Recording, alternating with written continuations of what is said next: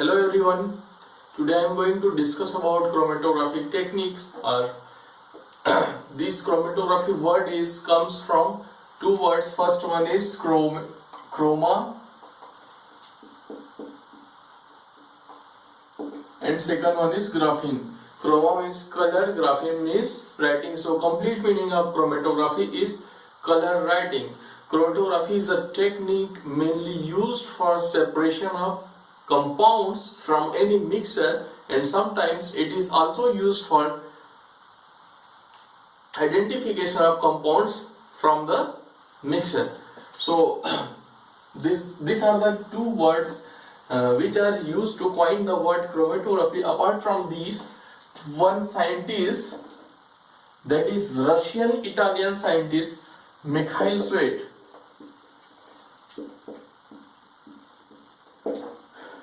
he is in Russian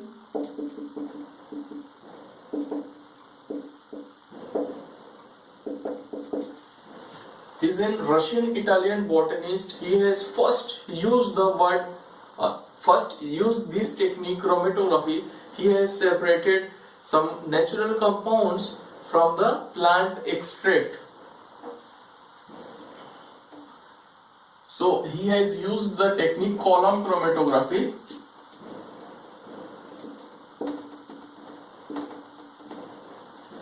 In this column chromatography, he has used calcium carbonate as a stationary phase.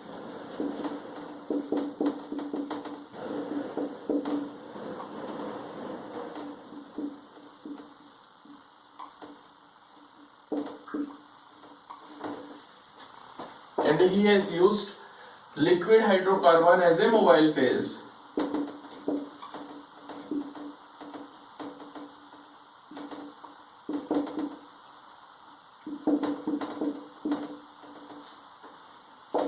By using these materials, he has separated three compounds. First one is yellow in color, second one is orange in color, third one is green in color. Yellow color compound was xanthophyll. Orange color compound was carotenoids. And the green color compound was chlorophylls.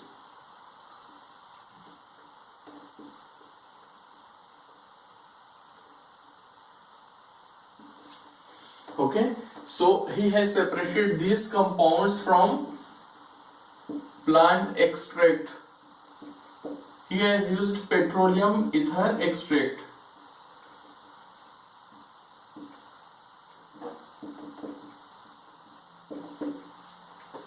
Okay, so by using petroleum ether extract, he has done the column chromatography technique. In column, he has used calcium carbonate as a stationary phase and liquid hydrocarbon as a mobile phase.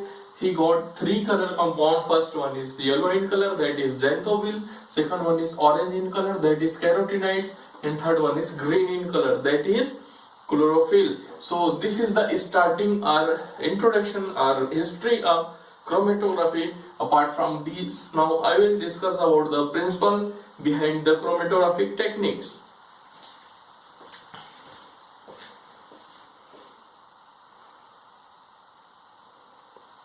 So, principle of chromatographic techniques. There are 5 principles involved in chromatographic techniques. First one is adsorption, second one is partition, third one is ion exchange, fourth one is size exclusion, and the fifth one is affinity chromatography. So first come to the partition adsorption chromatography.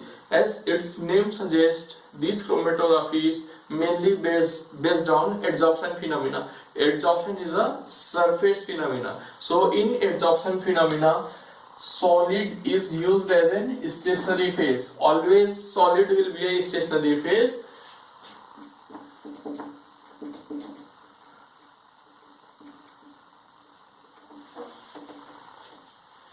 And liquid or gas will be used as a mobile phase. So in this type of chromatography, solute will be stationary phase. We will put our sample or solute in the stationary phase and then allow the mobile phase to run over the solid stationary phase. So adsorption phenomena will be involved and it will take place. So our solid will get adsorbed or get adsorbed in the stationary phase if affinity of our solid is more with the stationary phase. If affinity of our solid or if affinity of our solute or sample will be less with stationary phase, it will go through the mobile phase and it will elute out first. In normal phase chromatography, solid or stationary phase will be polar and this mobile phase will be non-polar in the case of normal phase chromatography.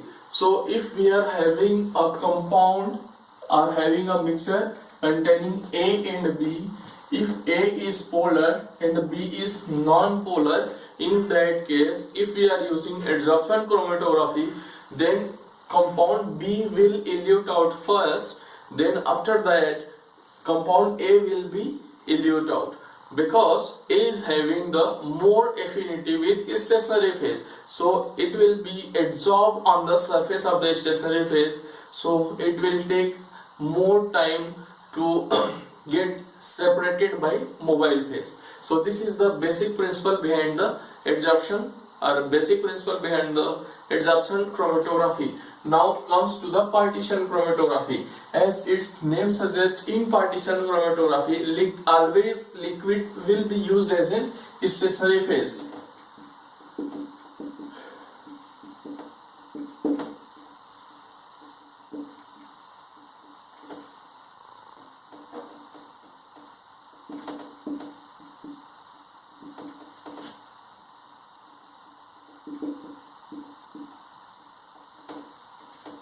And a liquid or gas will be used as a mobile phase.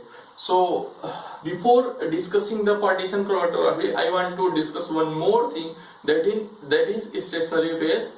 I forgot to discuss about the stationary phase. Stationary phase is the phase which is static or which is stable, which is stagnant. Mobile phase is the phase which is, as its name suggests, it is mobile, means it will run or it will be dynamic, it will run over the stationary phase. So these both phases will be used in each type of chromatography. So in partition chromatography, liquid is used as a mobile phase, so this liquid stationary phase will always be polar and it will be non-volatile, so it will be stable, it will be stagnant.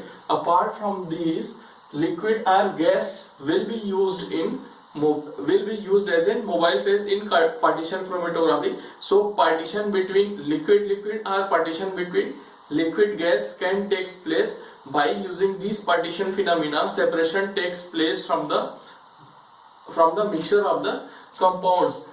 If we are having same two compounds A and B and our stationary phase is polar liquid, our mobile phase will be non-polar liquid, so same thing will happen. Non-polar compound will go with the non-polar, polar compound will go with the polar stationary phase. So first compound which will elute out will be, again it will be B, because our mobile phase is non-polar and B is also non-polar. Then compound A will go with the stationary phase. Then in this partition chromatography, separation takes place due to partition coefficient. Okay, so next phenomena is ion exchange chromatography. Here in ion exchange chromatography, ion exchange resins are used. Before discussing ion exchange resins, I want to give some examples about ion exchange chromatography. For example, here we are using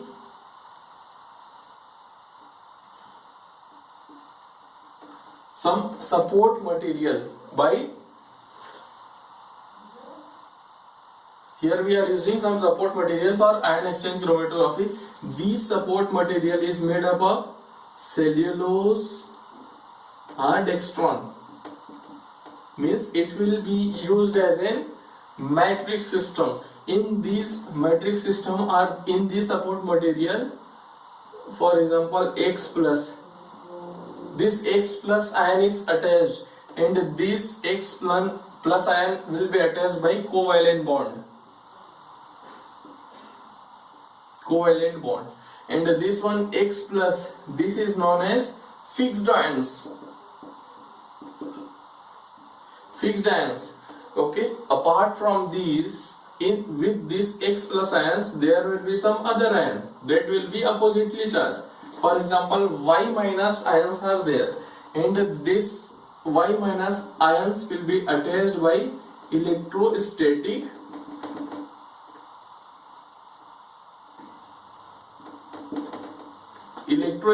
bonds. Means bond between X plus and Y minus will be electrostatic, and this Y minus ion is known as counter ions. This Y minus ion is known as counter ions. So in second step, same thing will be there, X plus ion will be there, means fixed ion will be there. So in second step, we will put our sample, and our sample will run over the stationary phase.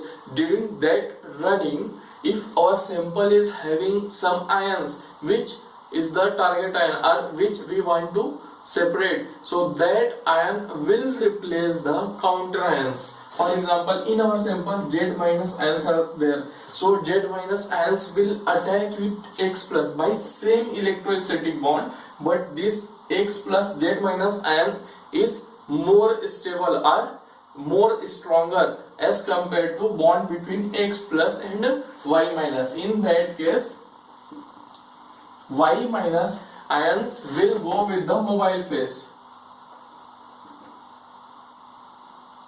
and Y minus ions will be eluted out.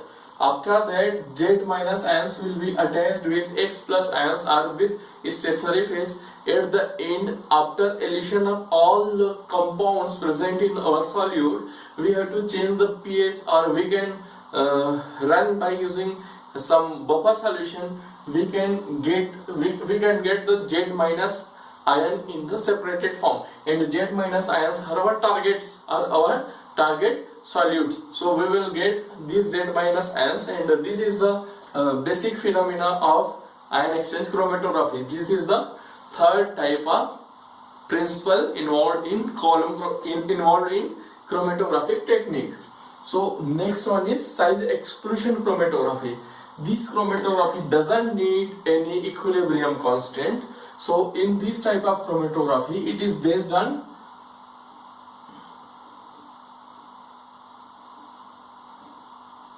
molecular weight. If any solute compound is having high molecular weight, then it will get separated first. Means high molecular weight compound is having the larger size. For example, if we are taking the example of a column of size exclusion chromatography, if there is some stationary phase present over here, and we are having two types of compounds.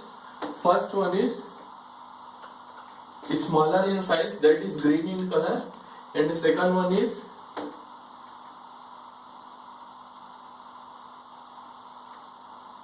larger in size, that is red in color.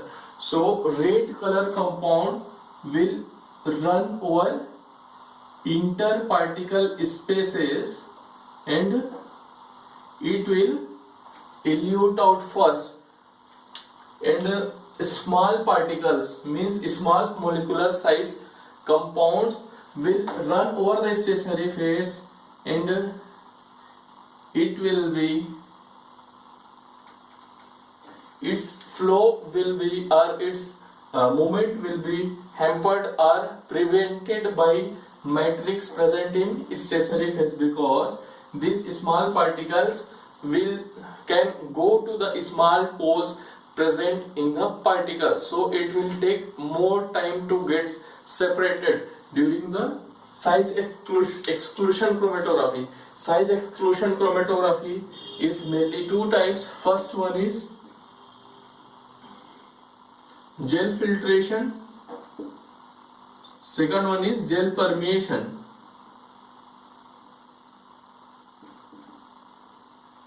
First one is gel filtration, second one is gel filtration. In gel filtration chromatography, we are using soft gels. In gel permeation, we are using rigid or semi-rigid.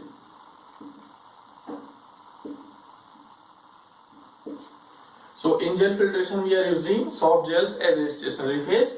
In gel permeation, we are using rigid or semi-rigid gels as a stationary phase. Okay, so example of soft gels are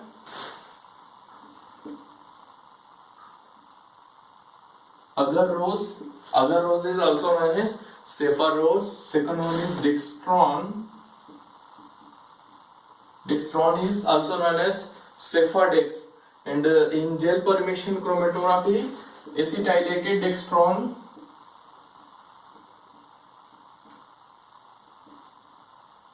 controlled porosity glass beads are also used.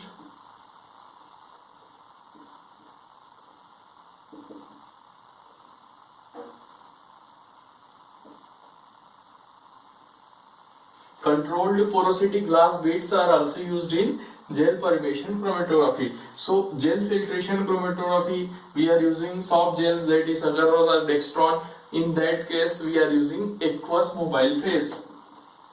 Aqueous mobile phase.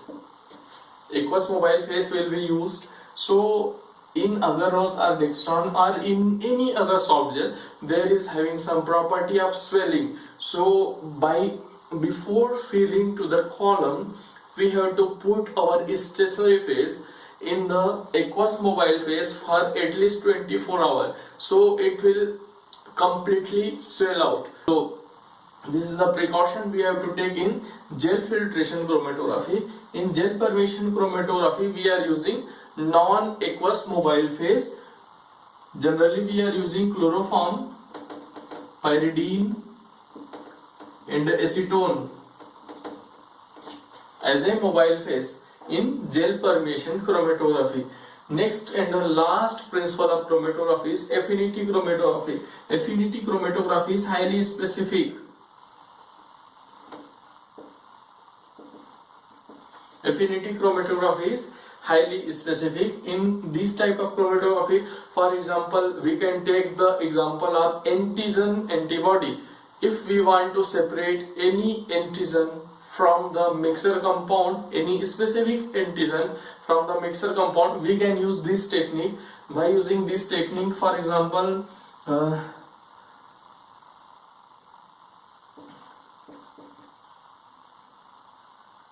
we have attached a specific antibody of that antigen to the stationary phase, then antibody will be attached in the stationary phase. Then when our sample will pass from that stationary phase, that particular antigen will attach with the antibody, so rest other solutes will elute out.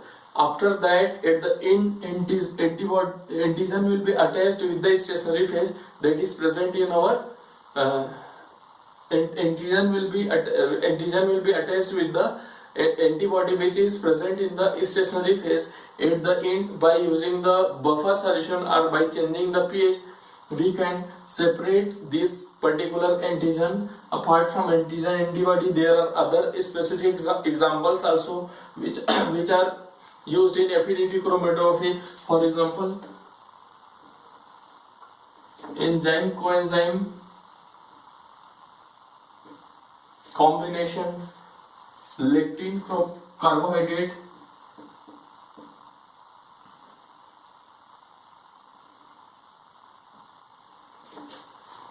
nucleoside, nucleic acid,